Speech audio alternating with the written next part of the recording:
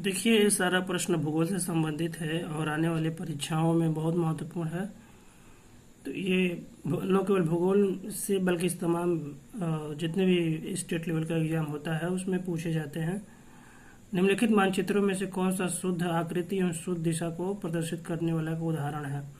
तो ये चार प्रकार के प्रक्षेप दिए हुए हैं: बहुशंकु प्रक्षेप, अंतर्राष्ट्रीय प्रक्षेप, मर्केटर प्रक्षेप, ध्रुवी मध्य प्रक्षेप। तो इसमें से बताना है कि कौन सा शुद्ध आकृति और शुद्ध दिशा को बताता है। तो सी ऑप्शन इसमें मर्केटर प्रक्षेप जो है, ये इसमें रंब लाइन होता है, एक नौ पथ दिशा जो शुद्ध दिशा को बताता है और इसकी आकृति भी शुद्ध होती है।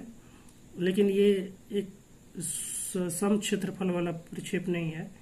यहाँ पर इसमें जो क्षेत्रफल है उसमें विकृति आ जाती है, केवल इसकी आकृति एवं दिशा ही शुद्ध होती है, इसलिए मर्केटर प्रक्षेप इसका आंसर सही होगा। निम्नलिखित में से कौन सा युग्म सही सुमेलित नहीं है? तो ये जो चार प्रकार के यहाँ पे सिद्धांत दिए हुए हैं और बताना है कि उनके कौन सा गलत जो है बेमेल है। तो गुरुत्वाकर्षण मॉडल जो है ये जूलियन वोल्पोर्ट का नहीं है। और अगला प्रश्न है, निम्नलिखित में से कौन सी नदी कर्क रेखा को 2 बार काटती है? तो बहुत ही आसान उत्तर है और बहुत ही इंटरेस्टिंग है, वैसा पूछा जाता है। तो माही नदी 2 बार भूमध्य रेखा कर्क रेखा को काटती है।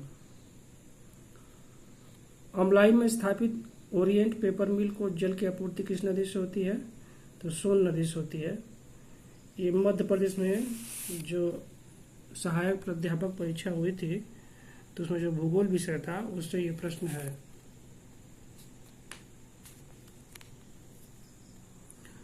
जनगणना 2011 के अनुसार निम्नलिखित में से किस जिले का घनत्व राज्य मध्य प्रदेश के औसत घनत्व से कम है? तो ये है सागर।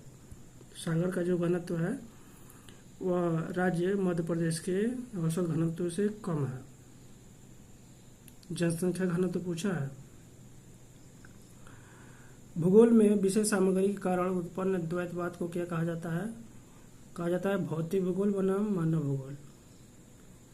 विषय सामग्री पूछा है ना, मतलब क्या पढ़ना चाहिए क्या नहीं पढ़ना चाहिए। तो इसमें दुविधा उत्पन्न हो गया था। कुछ विद्वान कहते थे कि भौतिक भूगोल ज़्यादा महत्वपूर्ण है, कुछ मानव भूगोल पर जोर देते थे, इसीलिए द्वैतवाद उत्पन्न हो गया। अगला प्रश्न है, वातावरण अनेक अवसर प्रदान करता है और मानव में चुनाव करने के लिए स्वतंत्र है। ये कथन है। तो किसको इंगित बताता है? ये संभववाद को बताता है। संभववाद निश्चयवाद के विपरीत होता है। निश्चयवाद में प्रकृति विजेता होती है, संभववाद में मनुष्य जो है को सर्वश्रेष्ठ माना जाता है। निम्नलिखित में से कौन सी समुद्री जल में उनकी उपस्थिति का सही आरोही क्रम दर्शाता है? तो सबसे आरोही का मतलब होता है कम से ज़्यादा। तो सबसे कम पोटेशियम होता है, उससे अधिक कैल्शियम होता है, उससे अधिक मैग्नीशियम होता है, फिर उससे अधिक सोडियम होता है। आपको बता दें सोडियम जो है 10 मिलीग्राम पर लीटर होता है, यानी 1 लीटर में 10 मिलीग्राम ये सोडियम पाया जाता है। यदि आप 1 लीटर समुद्र के पानी को निकालेंगे तो उसमें 10 मिलीग्राम मिलेगा क्या आपका सोडियम। तो सबसे अधिक सोडियम होता है। अगला प्रश्न है, स्पाइकमैन की रिमलैंड संकल्पना के संबंध में निम्नलिखित में कथन दिए गए हैं। तो आप जानते हैं रिमलैंड संकल्पना ये हॉटलैंड के विपरीत थी। तो स्पाइकमैन ने हॉटलैंड का स्थान पर यूरेशिया के तटीय भाग को अधिक शक्तिशाली माना था। तो बिल्कुल सही है, क्योंकि हॉटलैंड संकल्पना में यूरेशिया के मुख्य भूमि को विषय माना गया था, जबकि स्पाइकमैन ने जो तटीय क्षेत्र है उसको शक्तिशाली माना। इसमें सामुद्रिक यूरोप, मध्य पूर्व एवं भारत सम्मिलित थे। तो बिल्कुल सही है। जो यूरोप का जो समुद्र क्षेत्रीय तटीय क्षेत्र है जैसे फ्रांस, जर्मनी, पुर्तगाल, स्पेन, इंग्लैंड, स्कैंडिनेवियन कंट्री, आपका डेनमार्क, नीदरलैंड, ये सारे जो क्षेत्र हैं। और फिर मध्य पूर्व में जो आपका खाड़ी के देश हैं, पश्चिम एशिया के देश है, सऊदी अरबिया, टर्की, ईरान, ये सारे देश आ जाएंगे मध्य पूर्व में, और भारत भी इसमें सम्मिलित था। इस संपूर्ण क्षेत्र को रिमलैंड कहा गया। इस सारे क्षेत्र को क्या कहा गया? रिमलैंड। तो कह रहा है सही उत्तर क्या है? तीनों कथन इसमें 1, 2, 3 सही है। अब चलते हैं अगले प्रश्न पर। निम्नलिखित में कौन एक 10 लाखी मानचित्र का उदाहरण है? तो इसको मिलियन शीट भी कहते हैं। तो ये है स्थलाकृतिक मानचित्र, यानी टोपोग्राफिकल मैप। एक संबंधित 10 लाख पर ये बनाया जाता है। आप जानते हैं 1 किलोमीटर में 1 लाख सेंटीमीटर होता है। तो एक संबंधित 10 लाख का मतलब हो गया एक सेंटीमीटर बराबर 10 किलोमीटर। अखरानी की पहाड़ियाँ कहाँ स्थित हैं? ये है पश्चिमी सतपुड़ा में। ये सारा आंसर की इससे मिला दिया गया है, फिर तब इसमें बताया जा रहा है, इसलिए प्रश्न गलत होने की संभावना नहीं है। अब अगला प्रश्न में स्थानांतरित कृषि दिया गया है और देश की, उस देश में उनको क्या कहा जाता है? तो बरबेका जो है और तमराई आप जानते हैं थाईलैंड में बोला जाता है। और इसमें 2, 1, 3, 4 विकल्प सही दिया है। तो देखिए इसमें जो परीक्षार्थी द्वारा लगाया गया वो सही है। 2, 1, 3, 4 बरबेका जो है वो मैक्सिको में, और तमराई आप जानते हैं थाईलैंड में। तेवी जो है सी ऑप्शन जो हो जाएगा मेडागास्कर में, और केमेडा जो हो जाएगा ब्राज़ील में। तो इसका डी विकल्प सही होगा। बहुत ही कठिन प्रश्न दे दिया है, कुछ आसान भी दिया है। तो असिस्टेंट प्रोफेसर का पेपर है तो कठिन तो रहेगा ही। अगला प्रश्न है, भूगोल के जनक के रूप में अक्सर संदर्भित किए जाने वाले और जिसने भूगोल शब्द का प्रयोग एक ज्ञान की शाखा के रूप में किया वह यूनानी विद्वान है इरेटास्थनीज। वो कौन है? इरेटास्थनीज जो थे उन्होंने भूगोल शब्द का सर्वप्रथम प्रयोग किया, इसीलिए इनको भूगोल का जनक माना जाता है। और कहाँ के रहने वाले थे? यूनान के रहने वाले थे।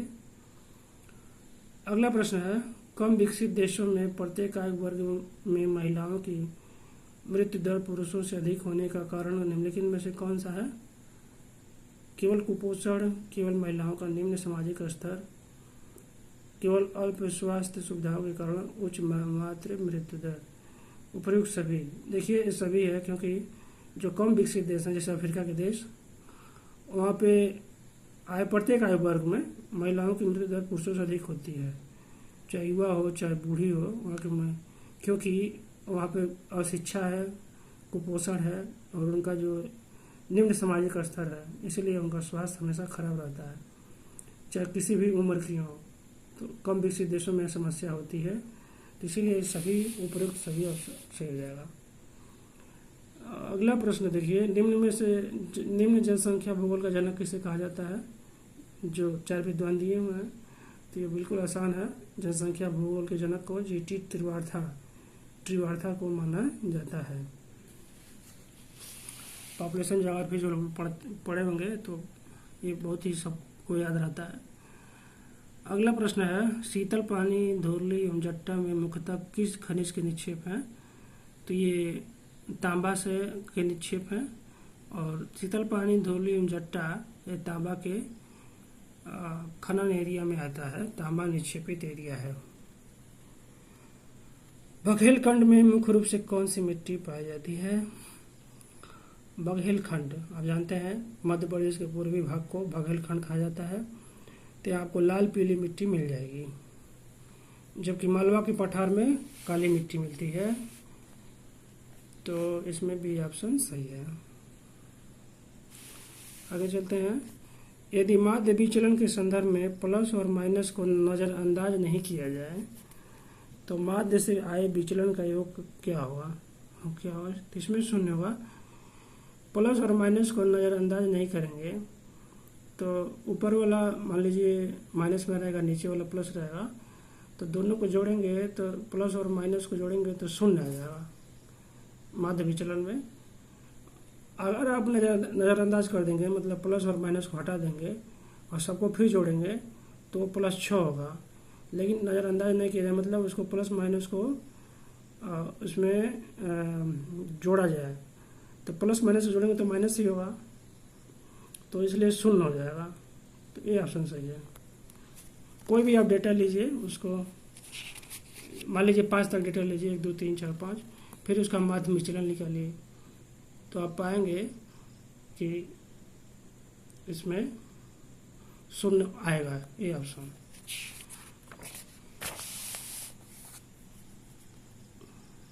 निम्नलिखित को मापक के बढ़ते हुए क्रम के अनुसार व्यवस्थित कीजिए। अब अगला प्रश्न अगले फिर से देखा जाएगा, यहीं तक रहने देते हैं।